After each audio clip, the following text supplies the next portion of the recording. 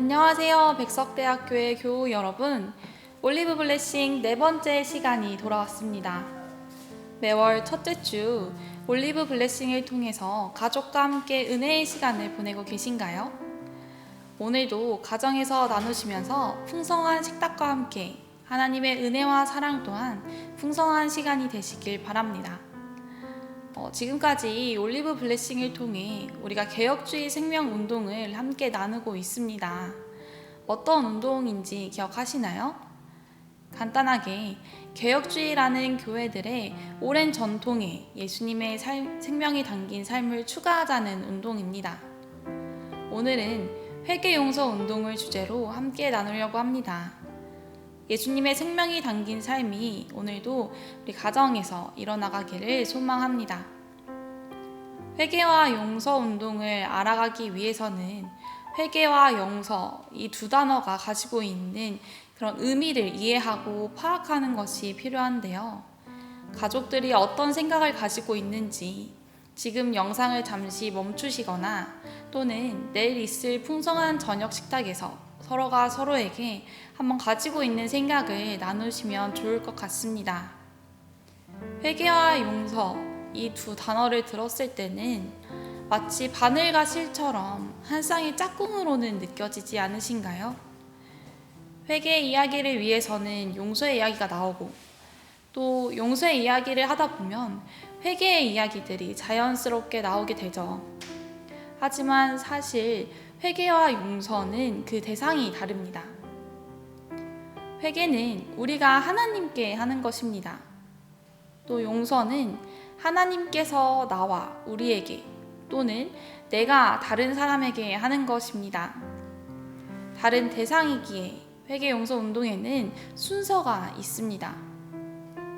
회개 용서 운동의 시작점은 앞에 다른 대상을 생각하시면 쉽게 이야기하실 수 있습니다. 바로 그 시작은 우리가 하나님께 철저히 회개하는 데에서 시작하게 됩니다. 회개 용서 운동의 시작인 회개부터 함께 알아보려고 하는데요. 회개는 무엇일까요?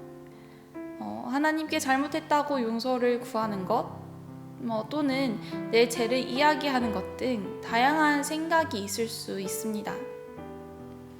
회개를 이해할 때 우리는 회개의 본질이 무엇인지 살펴봐야 합니다.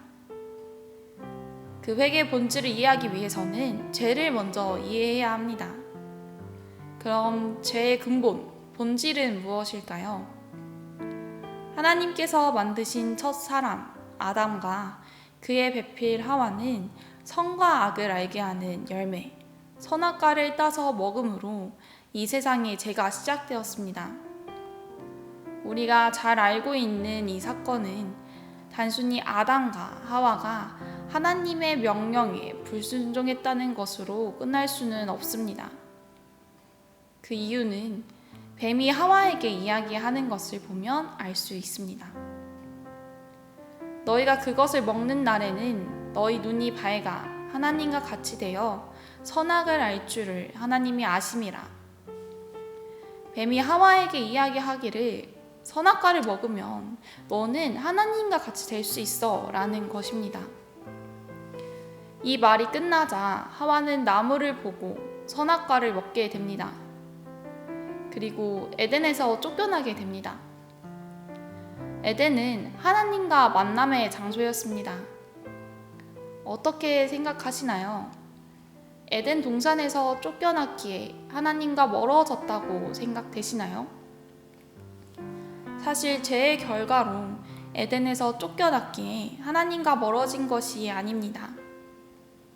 하와가 선악과를 먹기 전 하나님과 같이 되려는 그 마음부터 하나님과 멀어졌다고 이야기할 수 있습니다. 이처럼 죄의 근본은 하나님과의 멀어짐입니다. 그럼 죄와 전혀 반대되는 회개의 근본은 하나님께로 돌아간다는 것으로 이해할 수 있습니다. 결국 회개는 하나님께로 돌아감을 통한 관계 회복까지 바라볼 수 있는 것이기에 용서 전에 회개가 반드시 필요한 것입니다.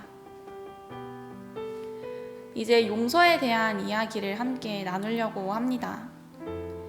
자기 죄를 깨닫고 진정으로 회개하여 하나님과 하나가 된 사람은 이제 용서의 준비가 되어 있습니다. 그런데 문득 믿지 않는 사람들도 용서하는 걸요. 그럼 이건 용서가 아닌가요? 라는 하나의 물음표가 머릿속에 나올 수도 있을 것 같습니다. 진정한 회개 없이는 믿음에 따른 용서가 아니기에 하나님과 관계를 회복하는 데 이르지 못한다는 것을 우리가 함께 기억해야 합니다.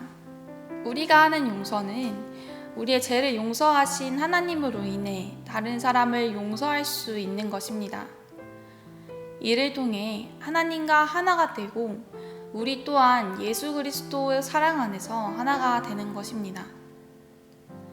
여기 용서에 대한 미국에서 있었던 실화를 하나 소개하려고 합니다. 미국에 한 사이코패스 연쇄 살인범이 있었습니다. 용의자로 지목되었지만 증거 불충분으로 풀려났었고 20년이 지나서야 진범이 밝혀지게 되었습니다. 미국 재판 중에 그 재판법에 따라 피해자 가족들이 가해자에게 한마디씩 할 수 있는 시간이 주어졌습니다. 연쇄살인인 만큼 많은 피해자들이 그 가해자를 향해 욕을 하고 저주하고 있었습니다. 그런데 한 명의 아버지가 이렇게 이야기하고 그것이 참 많은 감동을 일러부르게 되는데요. 그것은 바로 나는 당신을 용서합니다. 비록 당신이 내가 가진 믿음을 지키기 어렵게 했지만 내가 가진 이 믿음은 당신을 용서하는 것입니다. 라고 이야기한 것입니다. 어떤 사람의 말에도 흔들림이 없던 그 가해자는 아버지의 말을 통해 눈물을 흘리게 되었습니다. 이 아버지가 자신이 사랑하는 딸을 죽인 살인마를 용서할 수 있었던 이유는 그가 가진 믿음 때문이라고 했습니다. 용서해야 되기 때문이 아니라 어떤 강압적이고 타인적인 것이 아니라 진정한 회개를 통한 자신의 죄를 용서하신 하나님을 통해 할 수 있었던 아버지의 이야기였습니다. 회개는 우리가 하는 것이 아닙니다. 하나님께서 사랑으로 우리에게 하시는 것입니다. 용서 또한 마찬가지입니다. 우리가 용서한다고 하지만 우리의 힘이 아닌 예수 그리스도의 십자가의 사랑으로 가능한 것입니다. 우리의 마음을 한번 돌아보시길 바랍니다. 용서를 이야기할 때 마음에 생각나는 사람이 있으신가요? 용서하기 힘들고 어려운 상황과 마음이 있으신가요? 하나님께서 회개를 통해 우리를 용서하시고 우리 또한 회개함으로 하나님과 하나가 되었습니다. 이것을 기억하시고 예수 그리스도의 사랑 안에서 용서를 통해 관계를 회복하여 예수님 안에서 하나가 되시는 놀라운 사랑의 그런 경험이 있기를 바랍니다. 오늘 회개 용서 운동을 나누어 보았습니다. 회개는 하나님께, 용서는 사랑으로 이루어지는 것입니다. 우리 가족 안에서 혹시 용서하지 못한 사람이 있지는 않으신가요? 용서해야지 하면서도 용서가 되지 않는 상황과 마음이신가요? 올리브 블레싱, 내일 가족들과 함께 저녁 식사를 하시면서 자신이 진정한 회개를 통해 하나님과 하나가 되었는지 한번 돌아보시는 시간이 되시길 바랍니다. 또한 가족 안에서 용서하지 못한 사람이 있다면 풍성한 저녁 식사 자리에서 마음을 열고 조금씩 마음의 이야기들을 함께 하시면서 용서를 구하고 용서하는 귀한 시간이 되시길 바랍니다. 지금까지 우리 교단 개혁주의 생명신학 4번째 시간 회개 용서 운동을 함께 나눈 신희선 전도사였습니다. 감사합니다.